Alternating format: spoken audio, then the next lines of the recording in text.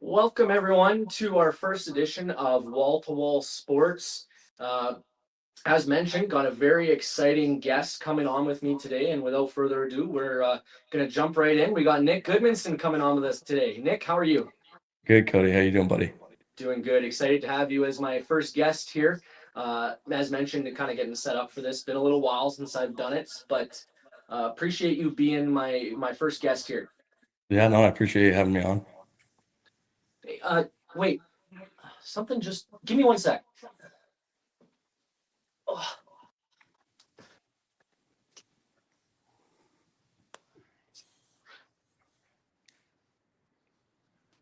okay. Look at that, eh? There Look we at go. That that. that, that looks a little bit better, a little bit more suited for the interview here, and we'll get going here. But Nik, one of the first things I wanted to say to you is talking to some of your teammates. They said that you sound like an owl. Mm, never heard that, but apparently. You know what? Hook line didn't get you on the first line, but we'll keep on rolling. Um, yeah, it been a pleasure getting to watch you out over these last couple of years with Winkler. Um, obviously watching you grow, uh, becoming a leader for the Flyers this year, and now excited to watch you move on to the Northern Michigan Wildcats. Yeah, no. Just, I guess, sorry. Go How ahead, how buddy. did you first get into hockey there, Nik? Kind of came from my dad. I mean, he also played for the Flyers, which is pretty funny. But yeah, I mean, I didn't really grow up watching him play. I just kind of grew up around the game, though. He was playing men's league and stuff, and then we were big. Before the Jets came back, obviously we were big Pittsburgh Penguins fans, so I could kind of recite the whole Penguins lineup when I was around 3 or 4 years old. So that's kind of where the love for the game started to grow. And then from there, he kind of coached me up until I was about 14, 15, where I ended up playing junior around 16. So he kind of brought me up into the game, which is, yeah. Yeah, and I got a chance to get to know your parents over those last number of years. Uh, Great folks. Always looking out for you, trying to have a conversation with you. Very personable people. So unfortunately, not going to get to see them around the rink as often as we used to. But obviously, you mentioned being from the area. That must have been nice coming back to Manitoba with a little bit of family roots in the area. Oh, yeah, it kind of made the transition a lot easier. Um, just knowing that I kind of had family there and where I was able to see them more. And it kind of gives my parents more reason to come out and visit as well. Because I mean, as much as they love watching me play, my dad can also see his sisters and his cousins. So it was good to kill two birds with one stone. And when they came out to visit, so Yeah, that's something I always love to do, killing as many birds with the one stone as you can. You mentioned the Pittsburgh Penguins being your favorite team. That must have been pretty cool getting to play for Eric Fair. Obviously, he was a part of a couple of those Stanley Cup winning teams for the Penguins, which likely would have been the prime time when you were coming up. yeah, totally. It's actually kind of funny. It's like me and my dad were obsessed with 24/7 Penguins Capitals, and obviously Fairsy's in that. So I've known who Fairsy was before we got here, and then it's like kind of funny that I get to ask him all these questions about just playing in the NHL and kind of like how Bruce Boudreau was without he was very vocal, as some would say.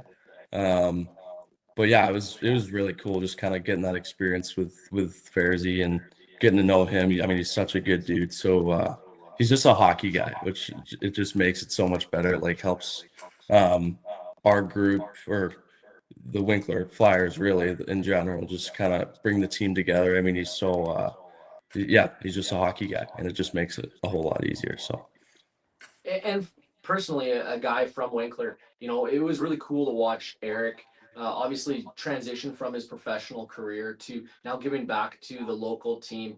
Obviously, guys like you going to take so much experience, bouncing ideas off of him. And having a guy like him on the behind the bench is so valuable. But you had a lot of good coaches along your road in junior hockey. Over 200 games played between the AJHL, BCHL, the NAL, and obviously the MJHL where you finished it up. Just kind of speak about the journey there. Yeah, it was a grind. I mean, it really doesn't seem that long ago that I mean, it really wasn't that long ago, but when I started in Old, it was kind of just like it just happened. I mean, I went up there for a main camp, and then 2 weeks later, I went up for main camp not thinking anything of it, thinking of getting some exposure, and then 2 weeks later, I'm back up and I'm playing junior A hockey at 16, which is kind of it was it was like I was a bit shell shocked, but you kind of just have to jump on the cape and ride it, which I did, and it was great first year, super fun experience. And then from there, I mean, I played another year in Olds, and then after that, I was hoping to kind of move over to the BCHL, just be a little closer to home for my folks to come watch. And obviously, it wasn't that year wasn't my favorite exactly. I kind of not the ideal season, and then moving up to Alaska, which was another really cool experience. Got to meet so many cool people up there, and but I think finishing off my junior career at Winkler, it honestly, it's like it couldn't have happened better. Really, it's just like, what are the chances that I get to come back to the team that my dad grew up playing for, and earn a commitment? It's just like it really couldn't have ended any better. So yeah, it was a very, very good experience. And yeah, I wouldn't trade it for the world. Yeah, I guess you kind of phrase it like that. It's almost a full circle moment where you get to end where your dad played for so long. And obviously, you see your progression over the years. Obviously, you talk about some of those hard years early on. As a young 16-year-old, you're probably battling to get some ice time. And then going into your 20-year-old year, finishing off league MVP, getting honors, a nod for the CJHL MVP finalist. Constantly been looking at the website, haven't seen an official announcement on that. So, I mean, my fingers and toes still crossed that Nik Gudmundson gets his name on the CJHL MVP, but definitely MJHL MVP. No, nothing to scoff at. Yeah, I mean, you and my dad both. He's always checking every morning. He's like, still, I haven't seen it come out yet, but he's been waiting. But yeah, I mean, just the MVP in general, it's like it's pretty special. It's just kind of something that I never really thought would ever happen. And then obviously I couldn't have done it without the team and the coaching staff, and then everybody really in Winkler. Like, there's so many people to thank when it comes to those kinds of awards. And just the opportunity I got in Winkler, and the players I was playing around that helped me achieve the dream, the goal. Like, yeah, you really couldn't have asked for a better for it to happen any other way. So. And just talking about junior hockey, where did you find the biggest gap, I guess, when in competition, when jumping, I guess, up the levels growing up? That's a good question. I don't know. My minor hockey years are a bit of a blur, if I'm being honest. I mean, I really didn't play much minor hockey. I played 1 year of 16U at 15, and then you make that jump to junior. And I think, yeah, it was probably the jump up to junior when I was 16. It's just like, I mean, you're 16 years old, you're still a kid, you're playing against 20-year-olds who are on the cusp of being men, and they're so much stronger than you, and it's just like a completely different game. But yeah, I think that jump, it definitely takes some getting used to.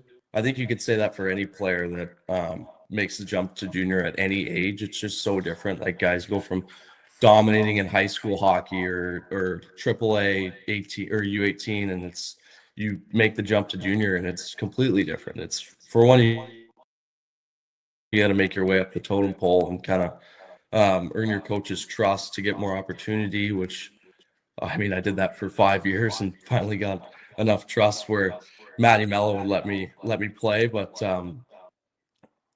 yeah, it's a tough jump, and then I'm obviously excited to see the jump from junior to college. I know it's going to be a big one, um, especially Division One. I mean, it's just such a fast, physical, strong game that um, it's gonna be an experience, and I'm excited to kind of see what it holds. And yeah, it's gonna be really fun. Yeah, you talk about the jump to NCAA Division One. Speaking of the Northern Michigan Wildcats, they released their schedule this last week and took a bit of a gander there to see what the closest to Winkler, Manitoba was. And I think it was in February you guys are going to be taking on Mankato, and I think that's probably the closest away game, if I my geography's right.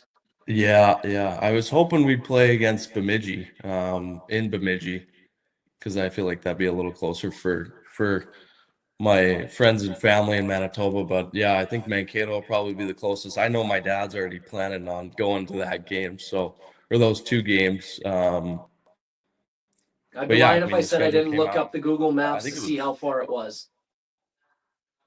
yeah, yeah.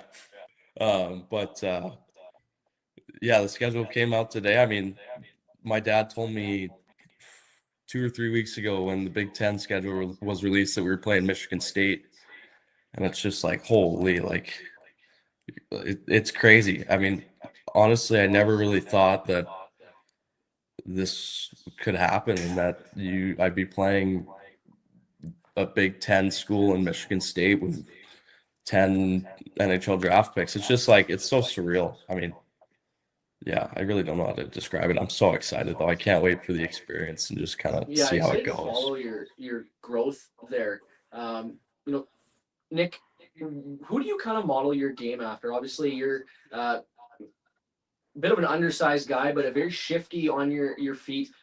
Very good with your hands, feet. Good with your high hockey IQ. But who do you kind of try to emulate?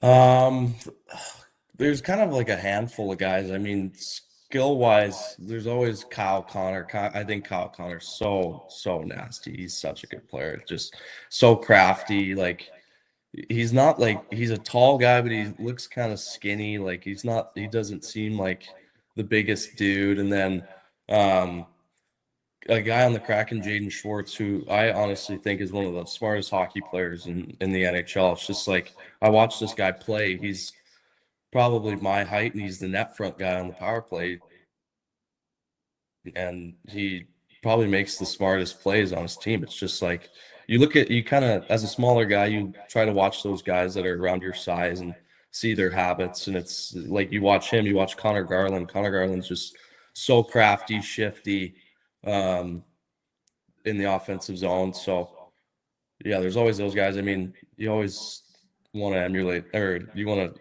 like try to be like Sid, right? You want to be that really good two-way forward, especially when I'm playing center. It's like you got to be just as good as you're in your D zone as you are in the O zone. So um, you watch that guy, and I mean, everything he just does everything right. So you kind of try to emulate your game around him.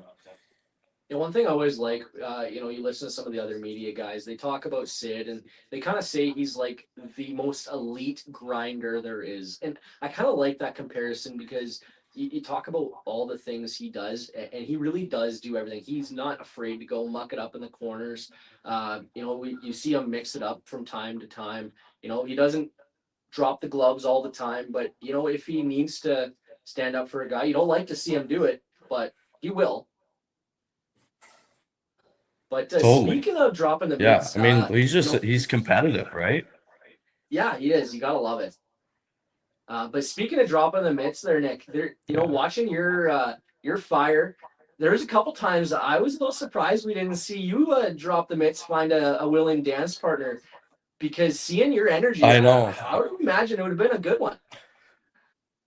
Yeah, I know. Well, in my whole junior career, I never dropped the gloves. I'm a little, yeah, I don't know. Maybe just there weren't the right times or I wasn't put in the right situations to do it, but um, I do kind of wish I did it at least once. I feel like you have to do it once. I kind of missed out on that opportunity, but I don't know. I think this last season it was more me trying to keep the gloves on and produce than sit in the penalty box. So, Fair enough. The mitts were too silky. yeah, yeah, yeah. So, what's your favorite hockey memory so far as you're heading into college? Oh, that's a great question. Um, I think I mean, the year um, we won the regular season title in Winkler probably.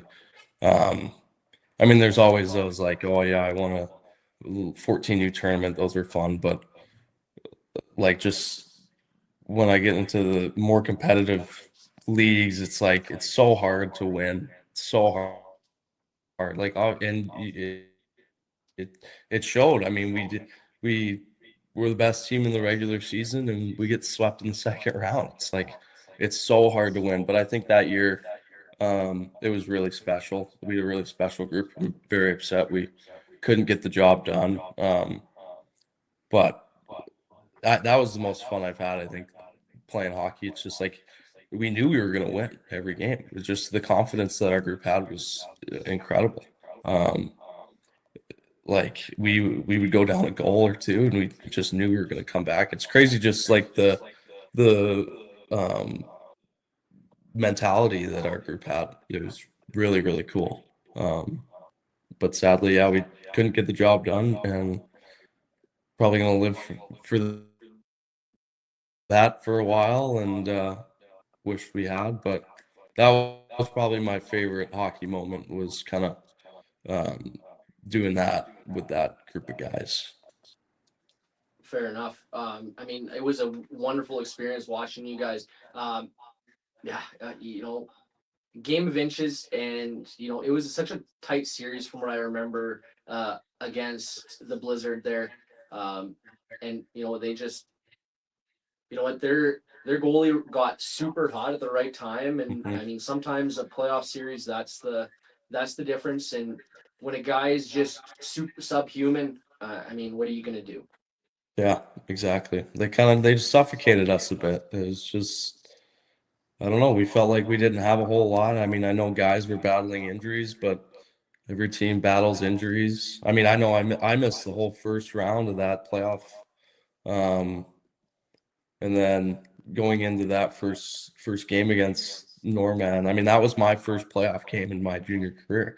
So obviously I had a good amount of nerves going in, and then yeah, sadly the series ended how it did, and um, nothing you can do about it now, but it is what it is. And what would kind of be, is there any game, maybe not even junior hockey, but just a specific game in your head that you think back and that's, one of your most memorable games? You maybe pulled off a sick move, something that, nobody's seen, anything like that. Um, yeah, I mean, there was one, this was kind of at the end of my 16-year-old year.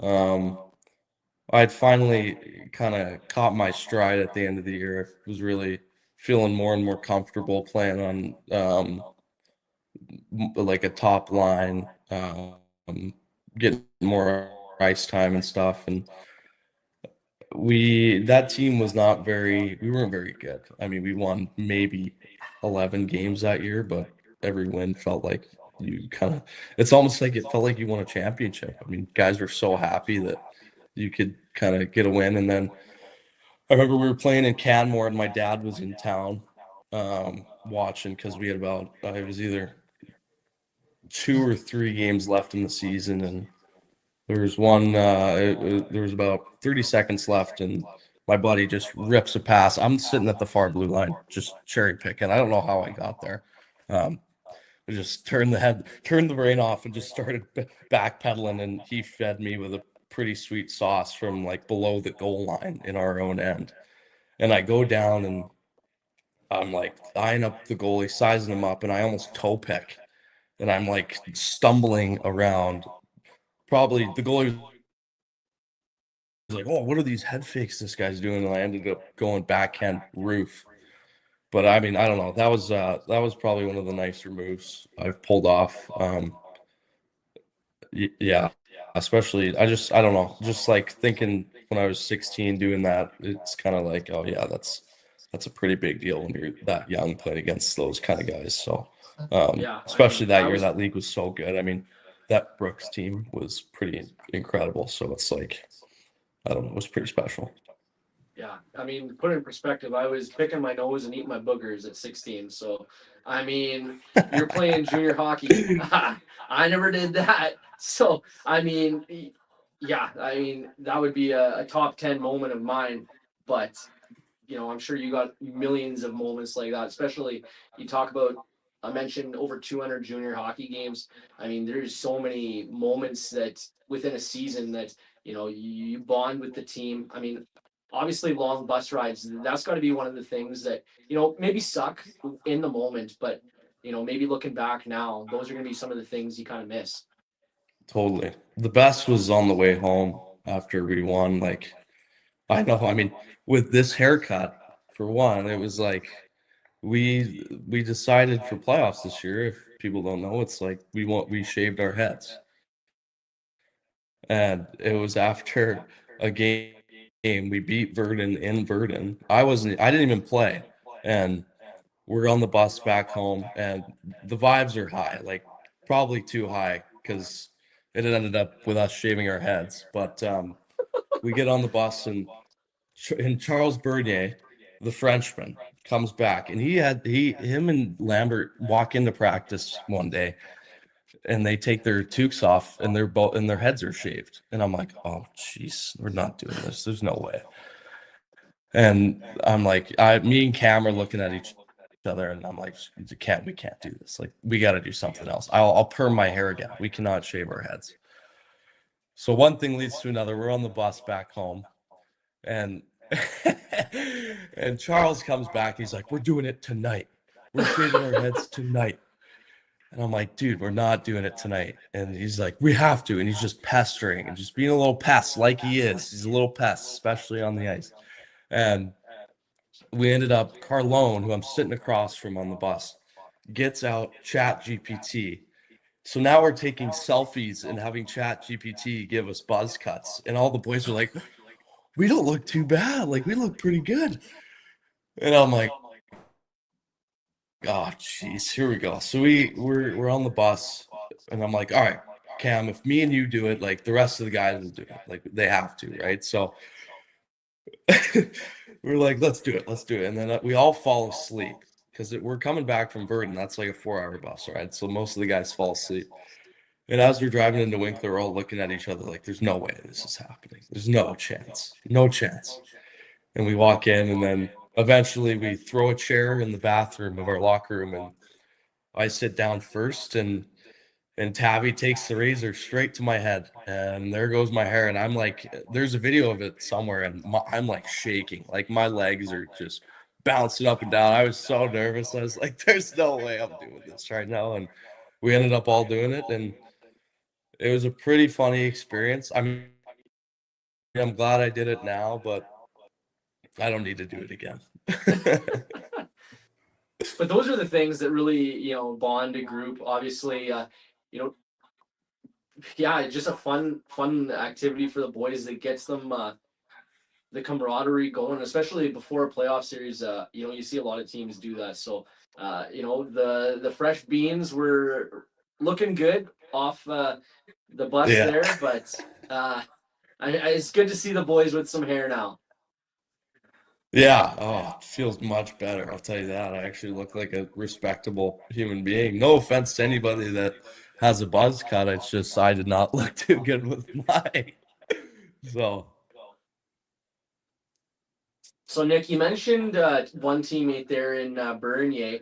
We're gonna go through a couple. Got a couple of questions here about a couple of your teammates. Just a couple of fun ones. So, who would you say is your closest teammate?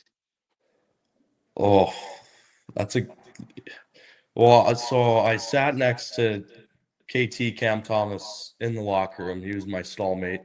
Um, and me and him became pretty close. And then also, I mean, the year before that, it was Ethan McTavish. He was my really good buddy, and he ended up getting dealt to Swan. So I was pretty excited when we got him back. Yeah, I mean, he's such a good dude, such a great locker room guy, good presence, just upbeat kind of guy. That's the guy you want to have in your locker room. And then same with Riley Fouquet. I mean, that guy is one of the funniest guys I've ever met. I think honestly, him and Bernier are they're on a different stratosphere of comedy.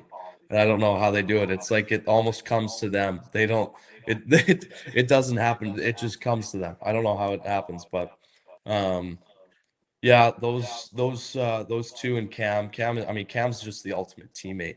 He's not only an unbelievable dude, but he's just like he'll do anything for the guys. I mean, you go watch a game, he'll probably have 8 block shots by the end of it, bleeding somewhere. I mean, he bleeds for the boys. He bleeds for Winkler as the captain should and does. But yeah, I'd say Cam Thomas is just the ultimate team guy, ultimate teammate. I love it. Who is the best chirper on the team? Oh, Charles, easily. There's no there are no guys that can get in my kitchen more than Charles. And I talked to him about it. He says I don't show it. I don't know how I show it because every time he chirps me, I just want to rip his head off. But um, that guy he's on a different level. Like, and it's so hard not you just hope he's not chirping you because then you can laugh at it. And then as soon as he comes after you, you just want to two-hand him across the face. Um, But yeah, that guy's the ultimate chirper in the locker room, on the ice, even just like when you're hanging out. He'll let you know. He'll kick you off your high horse if you're on one. So he's pretty good at that. But uh, such a funny dude, man. He's such an enjoyable person to be around, and it's a great time when you're with Charles Bernier. So, if there's any PG rated ones that we can say, what's the best chirp you've heard him say? Oh, oh. This is a pretty funny one. Tabby might not like this one too much. Actually, this could be from Will Lyons. I'm trying to remember if it was Charles or Will Lyons. I'm just gonna say it was from Charles for the story. Um, but we're playing Swan. This was before we made the trade for Tabby and Q, and we're beating them. I don't know. It was like 6-1 at some point. It's at the end of the game, and Charles leads over the bench, and he goes, he goes, you guys are so bad that your best player can't even make our team. And I look over, and even Tabby's laughing. Like it was so funny. It's just, I mean, there's so many chirps that maybe aren't as PG as that one, but yeah, like and then obviously I don't speak French, but there's a handful of French players in the league, and I can just hear him beaking in French, saying something that I probably don't want to hear. But he knows his way around getting in guys' heads, and I don't know. There's not a lot of guys that I've met that are like him, so it's an underrated skill. Yeah, he is a character. I've seen him around the dressing room there. Obviously, I don't know the guys as well as you do, but he seems like a character. No, yeah, definitely. So, who is the most superstitious guy? Well, you could always say the goalies, but I feel like we had a guy. I'm trying to think. Um, I don't know. From Wally, an outsider's perspective, I feel like Rusty would be a superstitious guy. Just yeah, vibes I I get mean, from him. totally. Actually, one of the guys who we ended up dealing was Leif Ekblad. That guy, he'd be doing like 50 push-ups before the game. I was just like, wow. I mean, me and Will Lyons had our little superstition. We would hop in the cold tub before getting dressed, and we'd we'd just jump in and scream our lungs out, just full on like um yeah, so I know guys have their little things, little superstitions with other people. Um, we had a bit of a superstitious group of sewer players, but I can't really think of anybody that I would see. I mean, maybe I just didn't pay attention as much as I should have, but yeah, I think I mean, there's always the guys that get there at the same time they always do. Like Wally is always there like 3 hours before the game starts, taping his twigs. Um, but yeah, I don't know anybody crazy superstitious. Okay. Yeah. Well, then we'll move on. Who is teammate who is always late? Josh Ingram. Josh Ingram. This guy, I think I don't know how he got away with it so much. It was actually crazy. We were like sneaking him in the back door half the time. Um, but there were like I think he went like 3 or 4 days in a row of sleeping in. I've never seen anything like it. I'm just like, how is this possible? How do you keep do? And it was kind of funny. It was the same thing the year before with Willie Lyons. Like Will would sleep in, and we'd have to drive over to his house and bang on his window, try to wake him up, and he'd like peek through the curtains, like, what's going on? Um, but yeah, Ingy was a big sleeper. Um, he probably was the most late out of all the guys. Yeah, definitely Josh.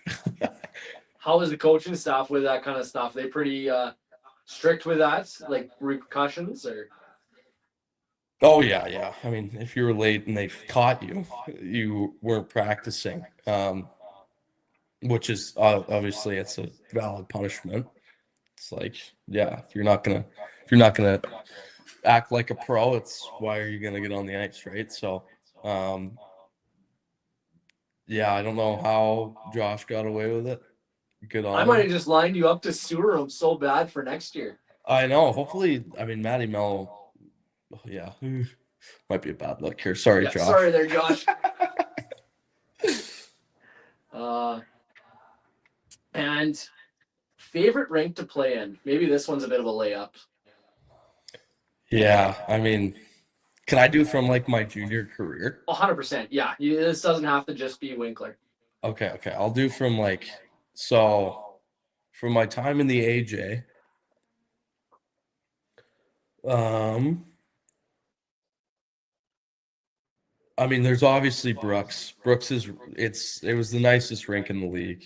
Um, and they were so good. It's like, I mean, I'm just pumping their tires at this point, but um, that was a pretty fun rink to play in. I always like playing there.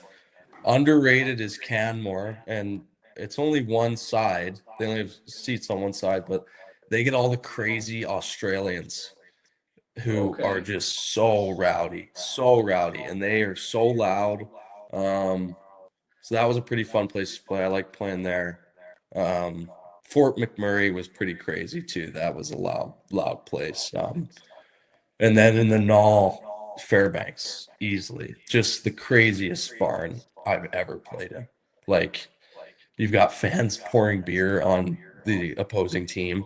Um, every time you score, the building shakes. Like, and it's only like 3,000 people, but it's so tight and they pack it so well. Like, I remember we scored a big goal and I look around and the fans are just moving the glass. It's like a wave. And I was just like, this is crazy. Like it looked like the fans were just going to come down on top of you, and then I loved. I mean, sadly, I only played what 4 games in the new rink in Winkler, but that I mean, that one was just it was special. There's something special about it. It's like, um, yeah, it's beautiful. I wish I could have played more in it. I wish I could have practiced more in it. Um, but yeah, it's gonna be fun for the years to come. I'm excited to see how they do with that new rink,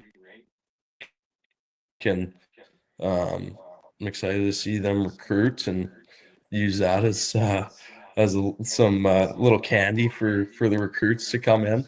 Um, but yeah, I think those are probably my favorite rinks to play in. You mentioned recruiting. Just going to transition back to Northern Michigan there. What was the recruiting process for there? Yeah, it was great. I mean, um, it- I talked to the head coach Dave Shayak back in, I want to say it was either October or November, and that's when we kind of got the ball rolling on stuff. The only part that was really annoying was the school and trying to, because I attended 3 different high schools. Um, so trying to get my transcripts all right, and then with the NCAA, you have to do an NCAA eligibility thing. Um, and most of the schools, like high schools, are already like they're already signed up with the NCAA. Um, but the high schools I went to was they were not, just because I don't know, maybe they didn't have a ton of um, people they were pushing on towards the NCAA, or maybe it's just a hockey thing that you need to have that portal all figured out. But yeah, that took a little bit, probably a month and a half, 2 months, and it was pretty annoying, honestly. I just was like, man, I just want to get this done. Like it just kind of eased the nerves a bit, and then when we finally got it done, it was kind of the ball just kind of sped up really quick, and um, about a week or two after that, it was official, and um, yeah, it was really easy. I mean, the guys over there, they're very kind, um, welcoming people. I mean, um, yeah, I have nothing but good things to say about the recruiting process. So. And what was the area like? Like I've never been to the area. What was the school campus?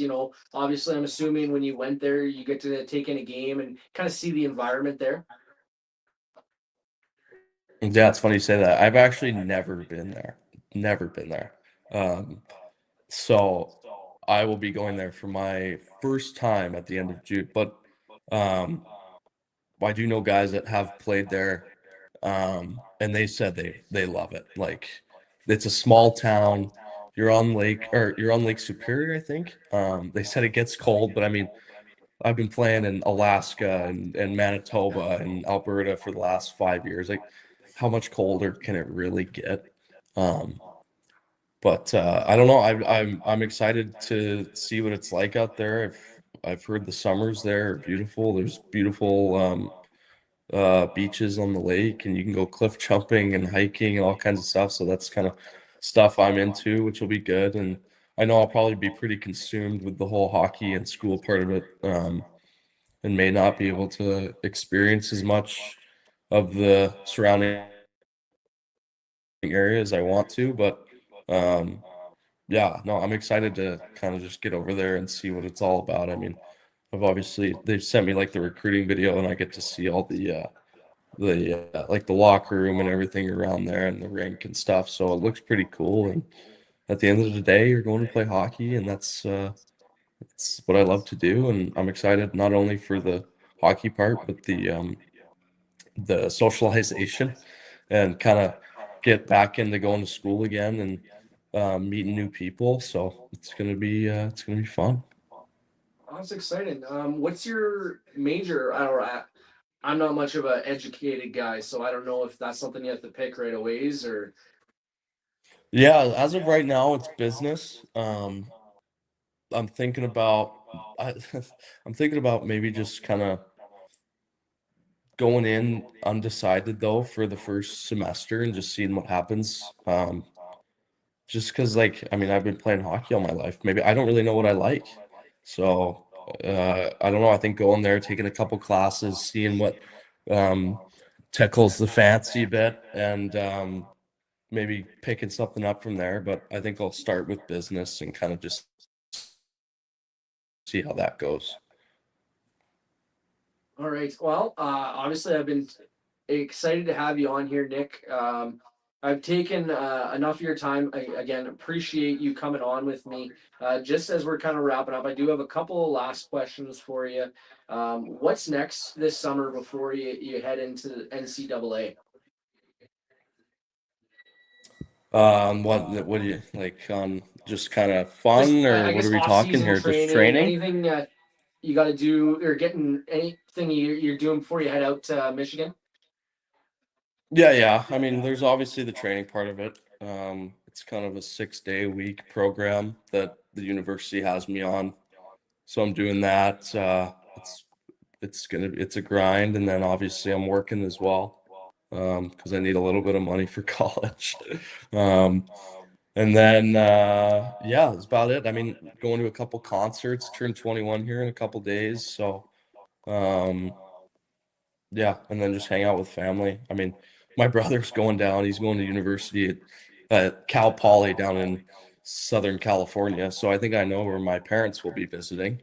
Um, they might be down there a little more than they're up in Marquette. No, but yeah, just kind of just plugging away, working out, working, doing everything I can to get better, and skating will start here pretty soon. So. So with you now being an NCAA athlete, if I were to bribe you into signing this jersey, is that like an NIL deal? You gotta get something set up there for an NIL deal to get a Nick Yeah. Gudmundson autograph? I don't know. It's a good question. I maybe reach out to the university on that. But if yeah, I wouldn't mind an NIL deal. I'd take It might that. just be It'd be a a good dinner start. here or there, but yeah, I mean, something's better than nothing, right? Yeah, exactly. Exactly. I'll take what I can get. I'll take what I can There we get. go. Well, before I let you go, anything you want to say to any of the Flyers fans, teammates, any of your family? Yeah, I mean, to the Flyers fans, thank you for the last 2 years. It was incredible.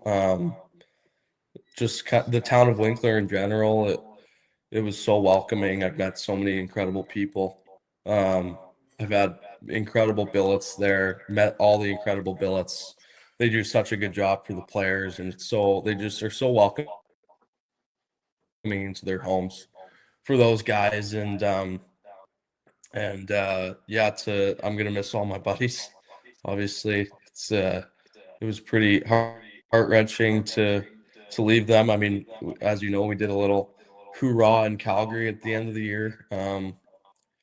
But yeah, that was a sad time to kind of just say bye to all those guys they were your family for the last two whole winters, and it's tough to say bye to them because you never know when you're going to see them again. So um, yeah, those guys they're beauties. Love them all to death. And yeah, that's about it. Well, thanks again, Nick. Sorry to end on I don't know if you want to call it a sad note there, but appreciate you coming on with me as my first interview for Wall to Wall Sports. I'd like to hopefully keep in contact. We can do this from time to time. Obviously, once you resume or start your first year there with Northern Michigan, will be lots to talk about. No, yeah, that'd be great. Thanks for having me on, Cody. This has been a lot of fun. Yeah, thanks, Nick. We'll Yeah, talk to you again. sounds good. See you, buddy. Big thank you to Nik Gudmundson for joining me here today. Obviously, our first episode, if you want to call it, not sure if you want to call this a podcast, what you call, but excited to continue getting to talk a little bit more hockey. Already had a couple other people reach out, and there is some stuff in the making here. Don't want to divulge too much, but thank you to everybody who tuned in for our first episode here.